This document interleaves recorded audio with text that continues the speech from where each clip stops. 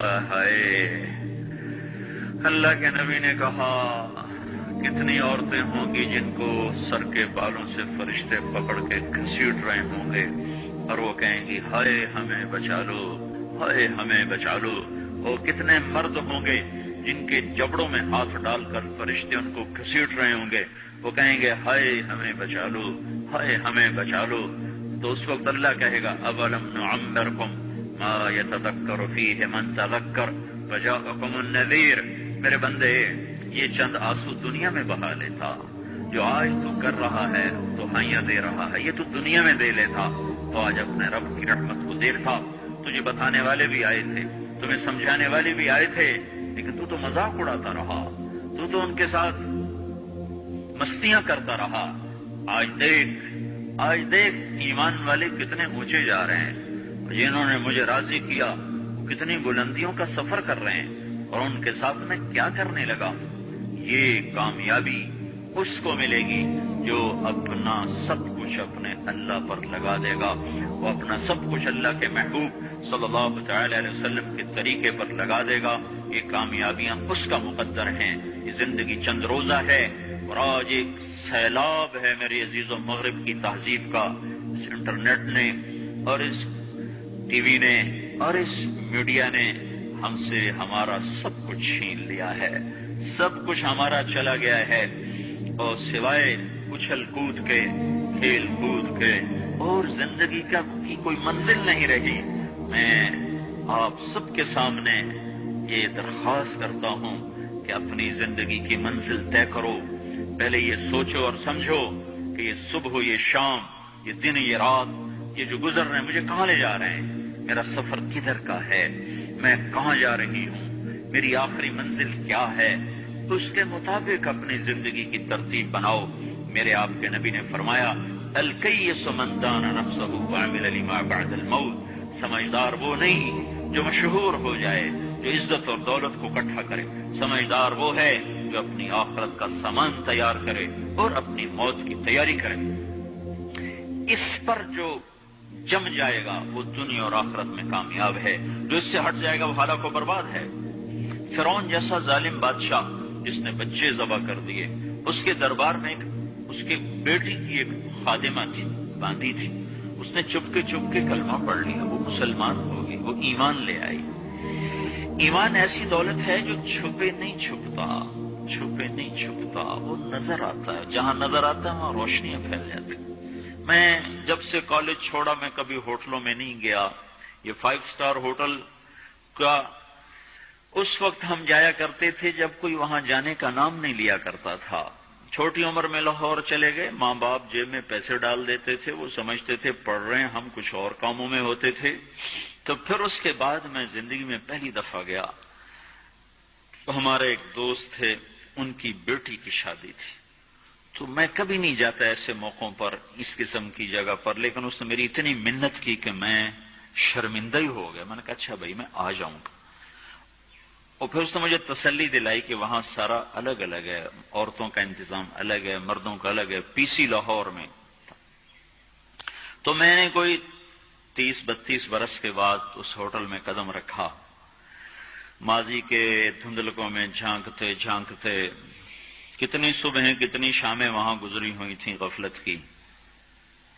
تو میں جب وہاں سے نکلنے لگا کھانے کے بعد تو عورتیں نکل رہی تھیں، اکثر بے پرد تھیں، تو وہاں گیلری میں مجھے کسی نے روک لیا، وہ مجھ سے بات کرنے لگ گیا، میں کھڑا ہو گیا، دائیں بائیں کچھ اور عورتیں کھڑی تھیں، اتنے میں سب کی نظر پیچھے لگی، عورتوں کی بھی مردوں کی بھی۔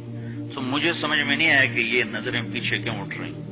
کیا دیکھا، میرے قریب سے ایک خاتون گزری جو سر سے لے کر پاؤں تک مکمل برقعے میں، ہاتھوں پہ بھی دستانے تھے اور پاؤں میں جرابیں تھیں، اور ایک بالکل سادہ سا برقع انہوں نے پہنا ہوا تھا۔ جب وہ گزری ہے تو ایک دم سناٹا چھا گیا، سارے عورتوں پر بھی سارے مردوں پر بھی۔ تو مجھے اس وقت خیال آیا کہ یہ حق ہے، یہ سورج جب چمکتا ہے تو ہر ایک کو اس کی روشنی نظر آتی ہے۔ وہ عورت اتنے اعتماد سے گزری، ورنہ ایسے ماحول میں تو جنہوں نے پردے کیے ہوتے ہیں وہ پردے اتار دیتے، سر سے دوپٹے اتار دے، وہ اس میں اس طرح گزری، سب کی نظریں شرم و حیا سے جھک گئیں۔ وہ عورتیں جن کے دوپٹے کہیں جا رہے تھے ان کی بھی نظریں شرم و حیا کی وجہ سے جھک گئیں۔ یہ مسلمان عورت کی پہچان ہے، یہ فاطمہ کی بیٹی ہے، یہ خدیجہ کی بیٹی ہے، یہ مغرب کی ننگی بیٹی نہیں ہے کہ جہاں ماں بیٹی کا تصور ختم کر دیا گیا ہے، اب وہ گندگی ہماری طرف پھینکنا چاہتے ہیں، وہ ہمیں یہ گند چاٹنے پر لگانا چاہتے ہیں، اور ہم اللہ کی محنت کر رہے ہیں، یا اللہ تو اس نظام کو توڑ دے۔ ہماری تو بے بسی ہے، ہماری بیٹیوں کے سر سے دوپٹے اتر گئے، کپڑے مختصر ہو گئے، عجب حال ہے۔ حیا پتہ نہیں کہاں ہی روٹ کے چلا گیا، نظر ہی نہیں آتا۔ پہاڑوں میں جا کے بھی ڈھونڈا، وہاں بھی نہیں ملا، صحراؤں میں گئے، دریاؤں میں گئے، کہیں نہیں ملا۔ کبھی ایک صفت ہوا کرتی تھی، آج پتہ نہیں کہاں سے ملے گی، کس بازار سے ملے گی، وہ منڈیاں ہی بند ہو گئیں۔ جس قوم کی بچیاں ناچ گانے کو اپنا شعار اور شوق بنا لیں، ان کی نسل سے اب خالد بن ولید نہیں پیدا ہو سکتے، ناچنے والے ہی پیدا ہوں گے۔ محمد بن قاسم نہیں پیدا ہو سکتے، طارق بن زیاد نہیں پیدا ہو سکتے۔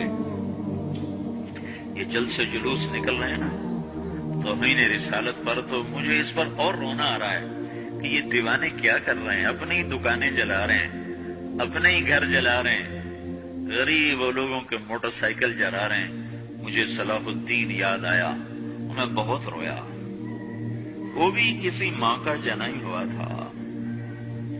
اس کے زمانے میں کرک، ایک ہمارے پاکستان میں کرک ہے، ایک اردن میں کرک ہے، اونچی پہاڑی پر وہ شہر ہے، بڑا دشوار قلعہ ہے۔ اس پر ایک حکمران تھا عیسائی، اس کا نام تھا ریجنالڈ۔ تو کرک کے قریب سے قافلے گزرتے تھے حج کے، تو اس نے ایک دفعہ حاجیوں کے قافلے پہ حملہ کیا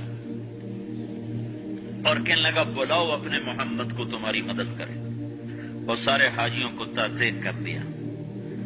اور دوسری دفعہ اس نے بحری بیڑا تیار کیا اور مدینے پر حملہ کرنے کے لیے وہ بندرگاہ تک پہنچا یمبو کی، لیکن موسمی حالات سازگار نہ تھے تو واپس ہو گیا۔ تو حطین کی لڑائی ہوئی ہے فلسطین میں، جس میں سارا یورپ اپنی طاقت کے ساتھ میدان میں اترا تھا، اور ادھر تنہا صلاح الدین ایوبی رحمت اللہ علیہ اکیلا اس لشکر سے ٹکرایا تھا، اور انہیں اس میں ساری رومن امپائر کو شکست ہوئی تھی، تو بڑے بڑے بادشاہ اس میں گرفتار ہوئے، تو اس میں ریجنالڈ بھی گرفتار ہو کے آیا۔ تو کوئی 12 بادشاہ تھے ریاستوں کے جو سامنے اس کے پیش کیے گئے، تو پیاس کی شدت سے سب کا برا حال تھا، تو صلاح الدین نے سب کو پانی پیش کیا، ریجنالڈ کو نہیں پیش کیا۔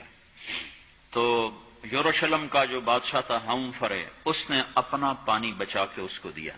تو صلاح الدین نے کہا یہ پانی تو دے رہا ہے، میں نہیں دے رہا ہوں۔ اسلام میں یہ ہے جب کسی کو پانی پلا دو تو اس پہ تم ہاتھ نہیں اٹھا سکتے، یہ امن کی نشانی ہے۔ تو صلاح الدین نے فوراً اسے کہا یہ پانی تو نے دیا، میں نے نہیں دیا۔ تو پھر انہوں نے ریجنالڈ کو اسلام کی دعوت دی کہ تو مسلمان ہو جا، میں تجھے دعوت دیتا ہوں۔ اس نے انکار کر دیا، میں نہیں ہوتا۔ تو انہوں نے کہا میں نے تیرے قتل کی 2 دفعہ قسم کھائی تھی، ایک جب تو مدینے پہ حملہ آور ہوا تھا تو میں نے قسم کھائی تھی میں تجھے اپنے ہاتھوں سے قتل کروں گا، اور دوسری دفعہ جب تم نے حاجیوں پہ حملہ کر کے کہا تھا بلاؤ محمد کو، تو میں نے قسم کھائی تھی کہ مجھے اللہ نے موقع دیا تو میں اپنے ہاتھ سے تیری گردن اڑاؤں گا۔ آج محمد کا ادنا غلام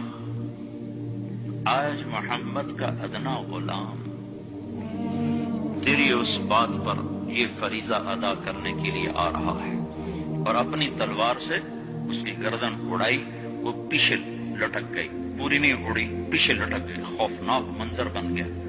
تو سارے بادشاہوں پہ کپ کپی طاری ہو گئی۔ تو صلاح الدین فرمانے لگے ہمارے مذہب میں یہ نہیں ہے، بادشاہوں کے ساتھ ہم بادشاہوں جیسا ہی سلوک کرتے ہیں، پر یہ حدود سے آگے چلا گیا تھا۔ اب مجھے یہ قصہ بھولا ہوا تھا مجھے انہی حادثوں میں، انہی ہنگاموں میں وہ یاد آیا تو بعد تنہائیوں میں بیٹھ کے بے بسی کے آنسو بہہ جاتے ہیں، اور اس کے سوا کوئی چارہ نہیں ہے۔ ہماری ساری نسل موسیقی میں ڈوب چکی ہے۔ جو بدن سرتال پہ تھرکتے ہوں، جو بدن موسیقی کے اوپر ہلتے ہوں، رقص میں آتے ہوں، ان پہ کانٹے ہی اگیں گے، ان پہ صلاح الدین کا پھول نہیں اگ سکتا، ان میں محمد بن قاسم کے پھول نہیں اگ سکتے۔ پانچ ہو گئی ہے ہماری نسل، اور یہ یورپ کا سحر ہے جو چل گیا ہے۔ ہماری بے بسی ہے، ہماری بے بسی ہے۔ میں تو بس منت ہی کروں گا، اپنے آپ کو پہچانوں، اپنی ہستی حیثیت کو پہچانوں، اپنی نسبت بدلو۔